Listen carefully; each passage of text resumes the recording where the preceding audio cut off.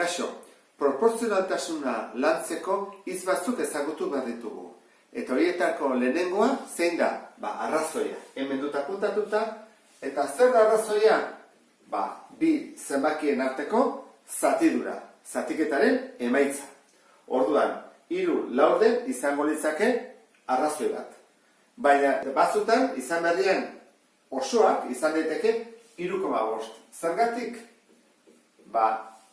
Izan berrian adibidez poltsa bat, 3 kilokoak balio duela 4 euro, izan daiteke poltsa bat 3 kilo terdikoak. Orduan, bai kasu hau eta bai kasu hau, bietan arrazoiak dira. Arrazoiak desberdinak. Ze 3 zati lau eta 3,5 zati lau ez duen baten berdina. Hau baldin badira arrazoiak, eta asko ditugu, proportzioa zer da? Baditugunean, bi arrazoi berdinak. Adibidez hau. 3 laurden eta 6 zortziren. Orduan, nik egiten badut horrela, zer motatatzen da? 24. Zer motatatzen da? 24. Orduan, bi arrazoi hauek berdinak direnez, orduan esan dezakegu proportzio bat osatzen dutela. Orduan, proportzio batean, hemen, 4 zenbaki ditugu. A, B, C eta D. Eta muturrak zeintzu dira, jarriko dut borobilduta, A eta B. Horiek dira muturrak. Eta erdikoak, erdiak, dira B eta C. Horrak, horiek ezagututa, goazen ariketa mota batzuk egitea. Eta da, proportzio batean, gai bat falta zaigunean. Hemen ditugu, batetik mutur bat, falta zaigu bestea, eta bi erdiak. Horrak, hori nola kalkulatu daiteke? Egiten da, diagonalean bidertu, horrak ningo litzake 8 bider 15, eta mutur batekin zatitu, zati 5. Eta hori izango litzateke karraturen emaitza. Horrak, 8 bider 15, zati 5. Baina badago beste bide bat motzagoa, kasu batzutan, adibidez honetan, 5. Zer egin behar da 15 izateko bider 3, ezta? Bekoa, kasu honetan erdiko bat, egin behar da bider 3, 8 bider 3, 24. Orduan, honen emaitza 24 da, ez dute egingo, gogoratu zetezte, aukitzen ez dute, ez zenbaki batekin bidertuz ateatzen dela, besteak ere bai. Zatitu ere balio du. Zer gertatzen da, proportzio guztietan, goikoa adibidez bidertzen badut 3-kin, bekoa ere bai. Edo goikoa zatitzen badut 2-kin, bekoa ere bai. Hoi kontatu behar da.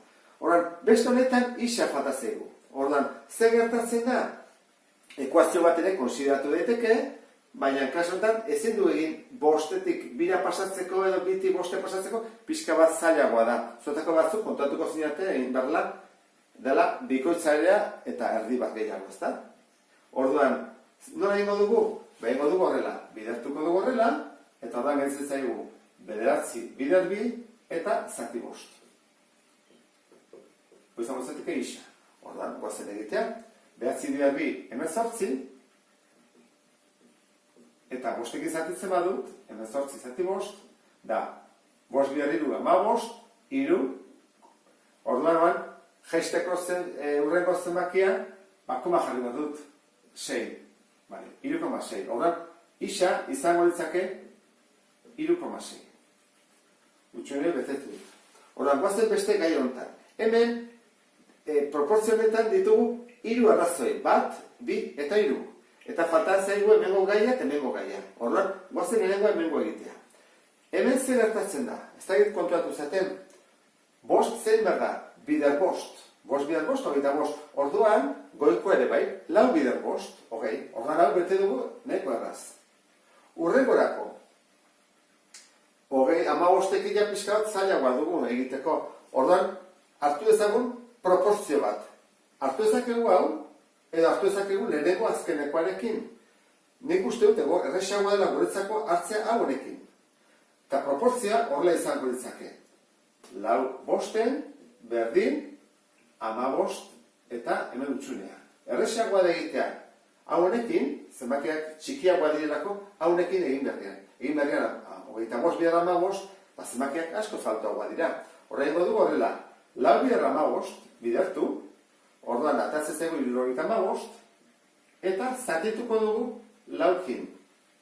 orduan da bat, eta hemen lau bider bat eta hiru, bost, orduan hau izango izateke 6, zazpi, zortzi berla hogeita hamabi, hiru, orain, zeroa jaisteko baimena behar dut. Orduan, hau izango izateke zazpi berla hogeita zortzi, hogeita hamar, jartzut, azken egia bukatu dugu, hogeita hamar, bale. Horren izango izateke, hemen zortzikoma, hirurogeita hamabost. Eta azkeneko mota izango litzake egitea, gai bat, faltarenean, eta konposatu denean. Adibidez da hemen, isak eramar. Bestak arrexagoa ziren. Orduan, hau nola egiten dugu? Ego genuke horrela bidertu, beti bezala, eta zati 6. Eta beste aldean zer jarriko dugu? Isak eramar. Hoi da bat. Eta beste era da, diagonalean bidertu. Hau bider hau, berdin, hau bider hau. Horran egingo ditutenak, lehenengo da, erdiak bidertu, 8 bider 15,